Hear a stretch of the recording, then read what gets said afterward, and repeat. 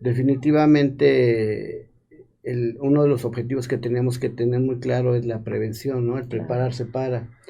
Desgraciadamente vivimos en un contexto donde atendemos cuando tenemos la situación encima, pero difícilmente tomamos medidas precautorias para, para el futuro, ¿no? Y desde todos los ámbitos, desde el organizarte para cómo vas a tener tu espacio con la familia, los cuidados, el apoyo, el uso incluso de las pensiones, Ujú. no, porque hay Sí, mucha variabilidad que no las abordamos. Los mexicanos somos muy de estar en el acto, pero nunca sí. o difícilmente tenemos medidas preventivas.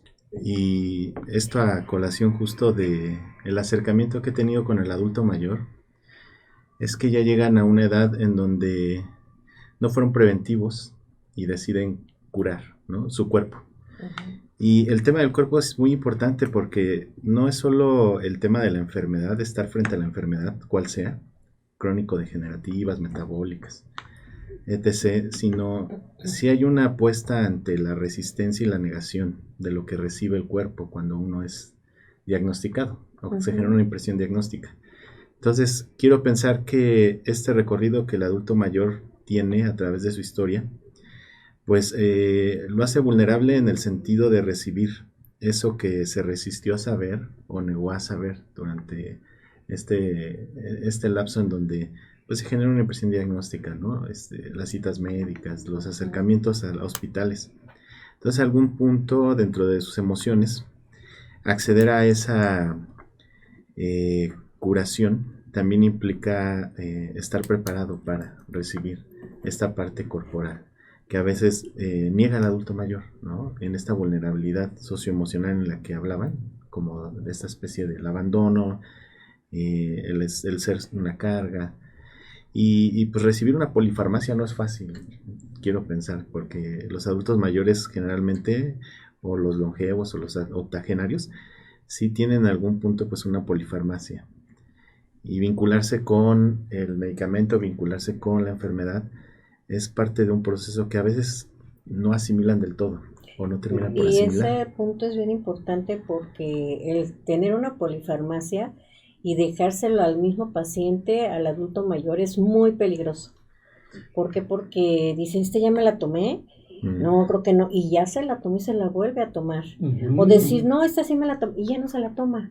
Entonces, esa parte debe de estar manejada por un familiar o el cuidador exactamente. y donde entra el poderles enseñar a la familia, a los cuidadores, a que sepan que hay talleres, que hay cursos para Ujú. poder saber cómo cuidar a una persona adulta mayor. Depende de muchas cosas, porque la vejez o el ser adulto mayor es un concepto muy relativo. Y voy a poner algunos ejemplos. Un adulto mayor en el campo no es igual que un adulto mayor de la ciudad. ¿Por qué? Porque en el campo tienen oxígeno, tienen plantas, tienen herbolaria, tienen muchas situaciones que favorecen su longevidad. En la ciudad tenemos smog, tenemos una serie de factores Alimentación como diferente. estrés, ruido, Ujú. eh, problemas familiares que obviamente aminoran la longevidad. Entonces aquí la edad cronológica pues son los años que transcurren. La edad mental, pues es la capacidad que uno tiene de desempeñarse y de interrelacionar con la sociedad y con los demás, que a fin de cuentas tiene que ser una edad que sea una respuesta lógica al contexto, Sí, no ¿no? podemos tener Claro, un quinceañero de 70 años, ¿no? Así, o claro. los chavorrucos, Los chavos. Chabuco, ¿no? sí, sí, sí. Sí. La edad física, ustedes lo saben muy bien, pues depende del cuidado que ha tenido, la dieta que haya llevado, si hace ejercicio, si no hace ejercicio, si tiene espacios de esparcimiento, valga la redundancia. Hay muchos factores que determinan que mi cuerpo esté en condiciones de fortaleza, ¿no? Hace rato decía doctor Kleiman, mucha gente piensa que el ser adulto mayor es una enfermedad. Claro, la ¿No? edad te arrastra muchas condiciones y uno de los temas es la misma discapacidad. En este momento habemos 4 discapacitados visuales, ¿no?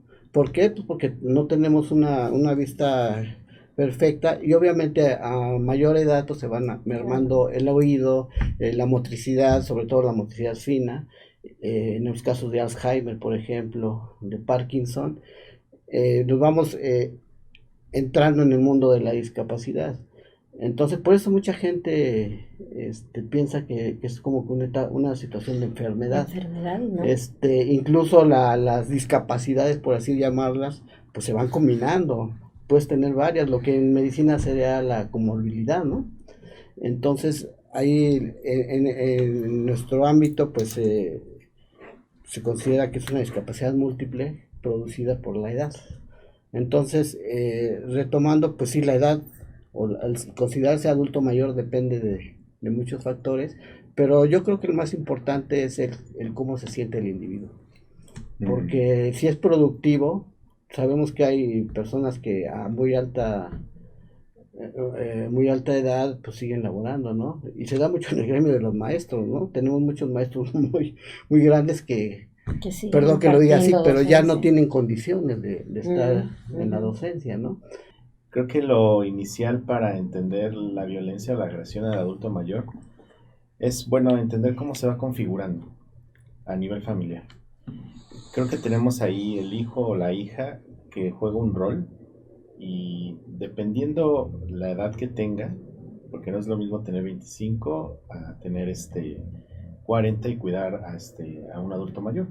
Y lo digo porque tengo un paciente de 25 años que su padre tiene 94 y su mamá 64. Entonces se me ocurre cómo sucedió ahí el evento donde él como hijo tiene una carga de cuidador. Entonces digo una carga porque él está estudiando, entonces tiene un rol de estudiante, tiene un rol de hijo y llega a este rol de cuidar a sus dos padres que ya son adultos mayores, ¿no? Longevo uno de ellos. Entonces cuando uno no está preparado para recibir un rol como puede ser el de cuidador, podemos empezar a caer en situaciones de frustración. La frustración es un antecedente de la agresión o de la violencia. Para que alguien violente a alguien tiene que generar frustración previamente. Y esa historia de frustraciones equivale pues justo a lo que conocemos como pues violencia física, emocional, psicológica, económica que vamos ejerciendo sobre el adulto mayor. Aquí yo haría énfasis justo en qué tanto esta persona puede empezar a generar un grado de insatisfacción al cuidar, porque también allá hablamos de un síndrome del cuidador, que es esta sobrecarga que una persona tiene al atender. Exactamente, el síndrome de burnout, ¿no? El quemarse. Y no digamos también nosotros, ¿no? Como en el área de salud clínica nos sobrecargamos de tanta demanda. Pero esa demanda pues va a estar en casa, entonces justo el tema del cuidado de los medicamentos, los pendientes del síndrome de las caídas, que pasa mucho, ¿no? Está en el baño y tenemos que estar al pendiente, comprar sujetadores, ¿no? O ya la silla de baño. Pues muchos recursos económicos, muchos recursos emocionales se van a ir perfilando a que yo me sobrecargue, más cuando a veces es un hijo. Porque de repente aquí en la cultura mexicana me encuentro con familias hasta de 11 o 12 hijos y solo uno o una es la que se hace cargo de la madre o el padre. Y entonces, ¿dónde están los demás? No sabemos, pero no tienen tiempo. La narrativa de esa persona, de esa cuidadora es, pues bueno, yo llevo a mi madre a las a las consultas, que son hasta de 2 a 3 a veces por semana, ¿no? O luego las extensivas a especialidades en área de oncología, neurología, demasiadas. Entonces yo creo que esa parte, entender, para cerrar esa parte, entender, creo que la violencia que se va escalando a nivel familiar sí viene en algún grado del individuo que cuida, pero a partir de esta historia de frustraciones que voy teniendo sobre esta sobrecarga, que a veces confundo a lo mejor por la historia de vida de mi padre. Mi padre fue una persona quizá impaciente, violento, y entonces yo lo descargo ahí. No siempre juega esa lógica.